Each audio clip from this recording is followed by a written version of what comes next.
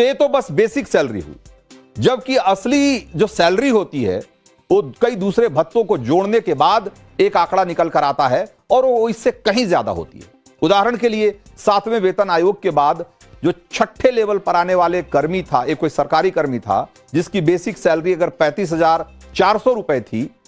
तो उसमें 58% डीए और 27% एचआरए जोड़ने के बाद उसके हाथ में जो टोटल सैलरी आती थी वो 65,490 रुपए आती थी।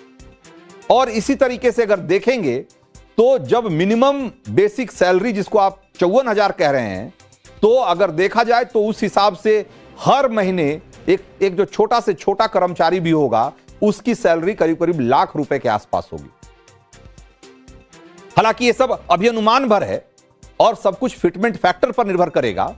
लेकिन सवाल यह है कि यह लागू कब से होगा। तो इसको लेकर कोई कंफर्म खबर तो नहीं है, लेकिन यह कहा जा रहा है कि जब भी ये इस पर फैसला होगा, जो वेतन और पेंशन है वो 1 जनवरी 2026 से लागू होगा। यानी कि कर्मचारियों को लागू होने की तारीख और वास्तव में भुगतान की तारीख के बीच का जो टाइम का बकाया है उसका भी एरियर मिलेगा।